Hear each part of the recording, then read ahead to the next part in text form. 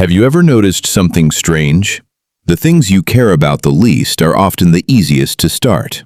You can watch random videos, scroll social media, waste an hour without thinking twice. But the things you genuinely care about, the YouTube channel you want to build, the skill you want to learn, the business you dream about, those are often the things you keep postponing. And that's confusing, because if you love something, shouldn't it be easier to do? Most people assume this means they're lazy, but psychology suggests something very different. In many cases, procrastination has less to do with laziness and more to do with emotion. Think about it. Nobody is afraid of being bad at something they don't care about. But when something becomes important, the stakes change. Suddenly, it isn't just a project anymore. It's a reflection of you. If you want to become a creator, every video feels like a test. If you want to become an artist, every drawing feels like evidence. If you want to start a business, every decision feels personal. The project becomes attached to your identity, and once that happens, failure starts feeling different. Imagine standing at the edge of a swimming pool. If it's just a random pool, jumping in feels easy. But if that pool somehow determined your worth as a person, you'd hesitate. You'd overthink. You'd wait. You'd search for the perfect moment. And that perfect moment would never come. This is where many people get stuck. They think they're avoiding the work, but often they're avoiding the emotions attached to the work. Psychologists often describe procrastination as an emotion regulation problem. The brain avoids tasks that trigger anxiety, uncertainty, or self-doubt because avoidance creates temporary relief. For a moment, the pressure disappears. You tell yourself you'll start tomorrow, or when you're more prepared. But the dream stays. The unfinished goal stays. And now you've added guilt on top of fear. So the task becomes even heavier. This is why procrastination feels irrational. Part of you wants the future. Another part is trying to protect you from discomfort. Both sides think they're helping. One wants growth, the other wants safety, and usually safety wins, especially when perfectionism gets involved. Many people think perfectionism means wanting things to be excellent, but often it means wanting to avoid the emotional discomfort of being imperfect. That's why some people spend months planning, months researching, months preparing, without actually beginning. Because as long as the project stays in their head, it stays perfect. The moment they start, reality arrives. Mistakes arrive. Awkward first attempts arrive. And that's what feels scary. But here's the paradox. People who procrastinate on meaningful goals often don't care too little. They care too much. The dream becomes so important that the brain starts protecting them from it. Not because the dream is dangerous, but because failure feels dangerous. And once you understand that, something changes. You stop asking, "Why am I so lazy?" and start asking, "What emotion am I avoiding?" Maybe it's fear. Maybe it's uncertainty. Maybe it's the possibility that reality won't match the version you imagined. Whatever it is, identifying it changes everything. Because you can work with fear. You can work with uncertainty. You can work with imperfection. But it's difficult to solve a problem you've misunderstood. The goal was never to eliminate fear. The goal was never to feel completely ready. The people who eventually build the things they care about aren't the people who never feel resistance. They're the people who stop treating resistance as a sign to wait. Because the truth is this: you will probably never feel fully prepared for the things that matter most. And maybe that's exactly why they matter. So if you've been procrastinating on something you genuinely love, don't automatically assume it's because you don't want it badly enough. Sometimes the opposite is true. Sometimes you're stuck because the dream means so much that your brain is trying to protect you from getting hurt. And the first step forward isn't becoming more disciplined. It's realizing that the fear itself is proof that the goal matters, not proof that you should avoid it.